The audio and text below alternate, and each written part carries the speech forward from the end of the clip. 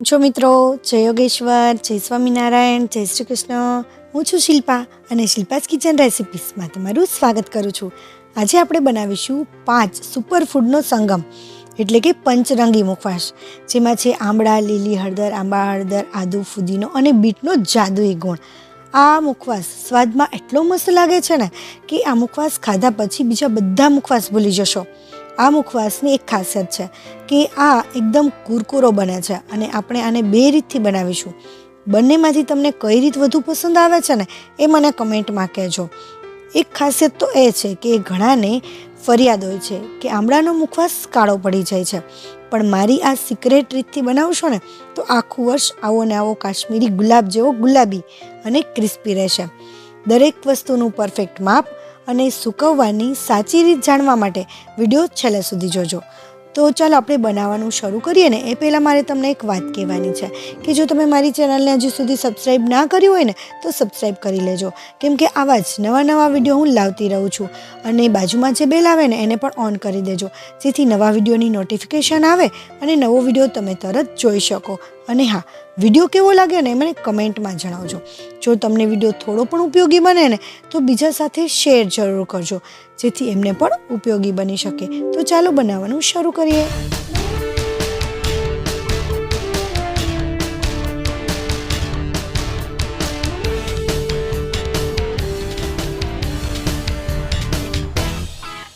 સૌથી પહેલાં તો આમળાની કોઈ પણ રેસીપી માટે આપણે કેવા આમળા લેવાને એ જાણવું ખૂબ જરૂરી છે, કારણ કે આમળા જો કડચા હશે ને તો આપણી રેસીપી પણ કડચી બને છે. તો હંમેશા આમળા આવા તાજા અને મોટા હોય ને એવા આમળા લેવા. અને જો મારા આમળા છે એકદમ ચમકદાર આમળા છે, તો આવા આમળાની આપણે પસંદગી કરીશું. અને જો તમે બનારસી આમળા મળે ને તો એ આમળા લેજો, કારણ કે એ આમળા છે ને સ્વાદમાં બહુ તુરા નથી હોતા અને એમાં જે રસ હોય છે ને આમળાનો એ પણ ખૂબ સરસ વધુ પડતો હોય છે. તો આવા આમળાની આપણે પસંદગી કરીશું. અને અહીંયા મેં આવી નોર્મલ એવી ખમણી લીધી છે, બહુ વધારે પડતી જાડી પણ નહીં અને સાવ ઝીણી પણ નહીં.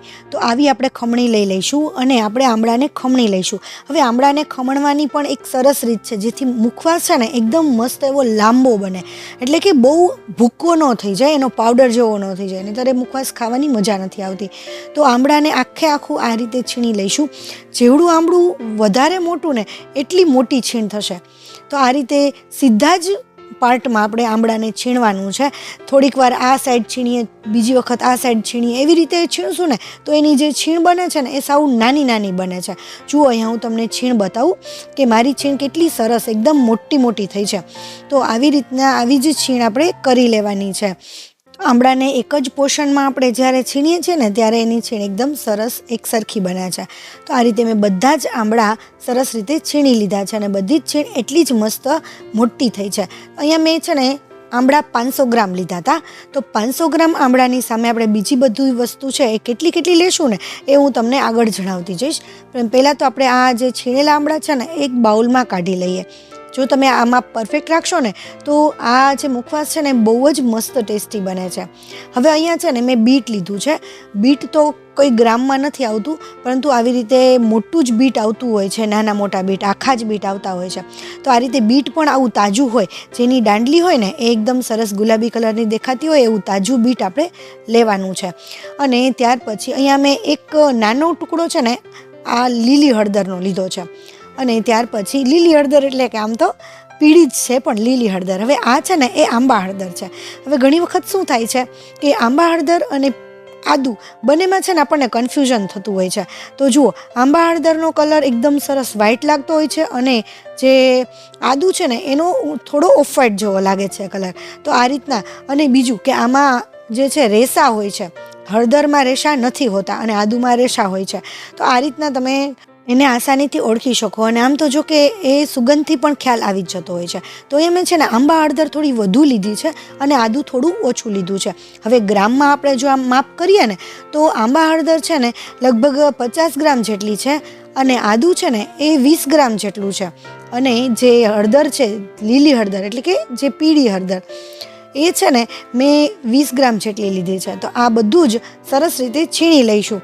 આનું છીણ છે ને આંબા હળદરનું થોડું ઝીણું છીણ કરીશું, કારણ કે આંબા હળદર છે ને એકદમ સરસ ખાટી મીઠી હોય છે.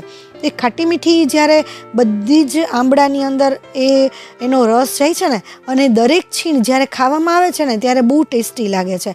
અને એને આદુને પણ આ રીતે છીણી લઈએ અને એના જે રેશા હોય ને એ આપણે કાઢી લઈશું, કારણ કે આદુમાં જે રેશા આવતા હોય છે.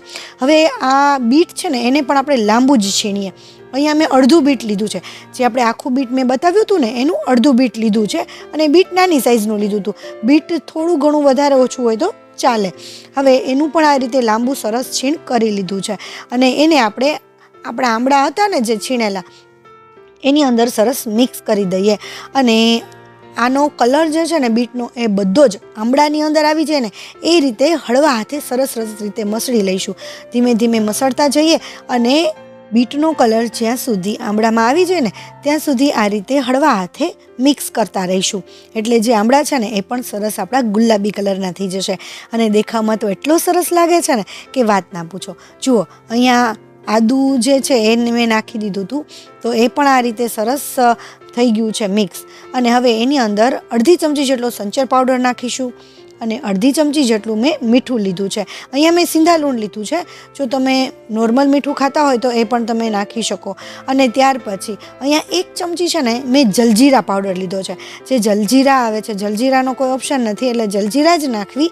એનાથી સ્વાદ અનેક ગણો વધી જાય છે. એના અંદરના જે ઔષધીય ગુણવાળી જે કેટલી બધી વસ્તુ નાખેલી હોય છે, એ જો આપણે છાશમાં નાખીએ ને તો પણ એનો સ્વાદ વધી જતો હોય છે, અને આપણને લુખી ખાવાની પણ મજા આવતી હોય છે.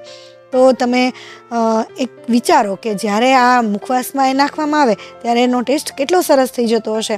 તો આ બધું સરસ મિક્સ થઈ જાય ને ત્યાર પછી અહીંયા આંબા હળદર છે ને એ મેં પછી લીધી છે, કારણ કે થોડું વ્હાઇટનેસ મુખવાસમાં દેખાય અને વ્હાઇટ કલર પણ દેખાય. અને ત્યાર પછી જે હળદર છે આપણે પીળી હળદર એ પણ મેં પછી નાખેલી છે, કારણ કે એનો જે પીળો કલર છે ને એ આપણા મુખવાસની અંદર મિક્સ ન થઈ જાય. જો કે થોડો ઘણો તો મિક્સ થશે, પરંતુ વધુ પડતો મિક્સ થઈ જશે ને તો મુખવાસનો કલર જ અલગ થઈ જશે, અને આપણો જે હળદરનો કલર છે ને એ તો દેખાશે જ નહીં. એટલે આમ તો જો કે એના ગુણ તો એની અંદર આવી જ જશે, પરંતુ એનો કલર પણ આપણે થોડો અલગ કરીએ એવી રીતે બને, એટલે આમ દેખામાં પણ ખૂબ સરસ લાગે. હવે અહીંયા છે ને મેં ફુદીનો લીધો છે, અને આ ફુદીનો છે ને મેં સૂકાવી લીધો છે અને પછી એની અંદર એડ કરું છું. કારણ કે છે ને જુઓ તમે એકદમ લીલો કલર છે અહીંયા ફુદીનાનો, પરંતુ જો આપણે લીલો એટલે કે જ્યારે તાજો ફુદીનો હોય અને આપણે એની અંદર નાખીએ ને ત્યારે આ આંબળાના એના પાણીના કારણે છે ને જ્યારે સુકાઈ જાય ને ત્યારે ફુદીનાનો કલર ચેન્જ થઈ જતો હોય છે, એ કાળો થઈ જતો હોય છે. એટલા માટે અહીંયા હું આ રીતે સૂકવી અને પછી જ ફુદીનો નાખું છું, એટલે એનો જે રસાંગ છે કે જે એના મસાલા છે એ તો ચડી જશે, પરંતુ થોડો આલા લીલો થઈ જશે, અને એ જ્યારે સુકાશે ને ત્યારે એનો કલર લીલો જ રહેશે.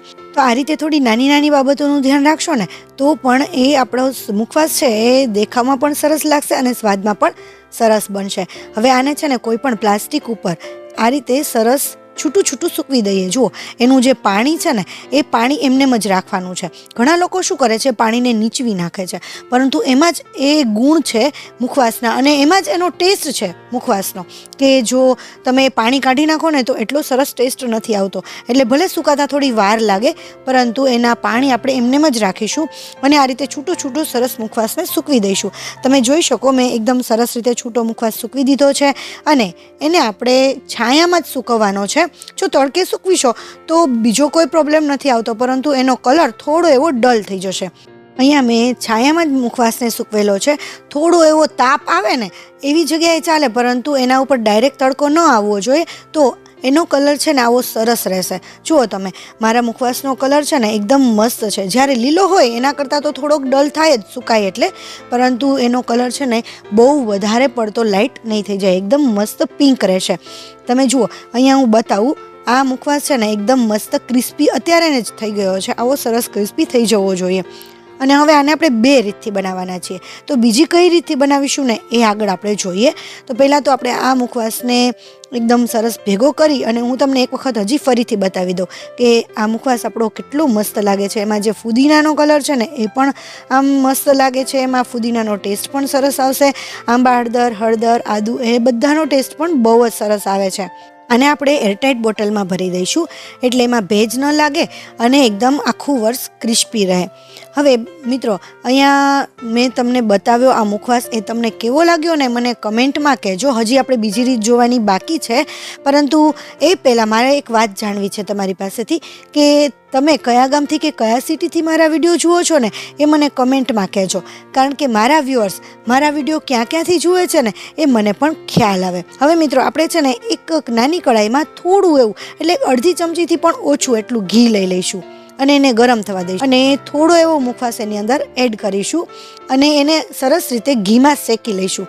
આમાં બહુ વધારે ઘીની જરૂર નથી પડતી, પરંતુ આને આ રીતે થોડું એવું ઘી નાખી અને શેકી લેવાથી એનો સ્વાદ પણ અલગ થઈ જાય છે. જો તમને ઘીમાં શેકેલો ન ફાવતો હોય તો તમે એમને પણ ખાઈ શકો છો. અને આને છે ને તમે જ્યારે પણ આ રીતે ખાવો હોય ને ત્યારે થોડો થોડો આ રીતે શેકી અને ખાવો, બધો એકી સાથે નહીં શેકી લેવાનો, કારણ કે ઘણી વખત લાંબા સમય પછી ઘીની સ્મેલ એમાં આવતી હોય છે. શેકાઈ ગયો છે અને શેકાણા પછી એનો કલર ચેન્જ થઈ ગયો છે, એ ખૂબી છે ને. અહીંયા તમે જુઓ, હું તમને આ મુખવાસનો કલર બતાવું, એ એકદમ ક્રિસ્પી અને એનો જે પીળો, ગુલાબી અને લીલો કલર પણ ઉભરાઈને આવે છે અને એકદમ ક્રિસ્પી છે. હવે હું તમને જે આપણો આગળનો જે બોટલનો મુખવાસ હતો ને એ પણ હું તમને બતાવું.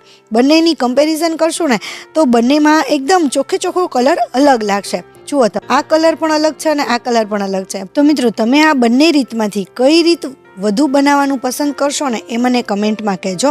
અને મિત્રો, જો તો આ રેસીપી થોડી પણ ઉપયોગી બની હોય ને તો તમે તમારા ફ્રેન્ડ સર્કલ કે તમારા ફેમિલી મેમ્બર સાથે શેર જરૂર કરજો, જેથી એમને પણ ઉપયોગી બની શકે. અને આવા જ નવા વિડીયો જોવા માટે જો તમે ચેનલને હજી સુધી સબસ્ક્રાઈબ ના કર્યું હોય ને તો સબસ્ક્રાઈબ કરી લેજો. Thank you for watching. નવી રેસીપી અને નવા વિડીયો સાથે આપણે ફરીથી મળીશું. ત્યાં સુધી બાય બાય, ટેક કેર.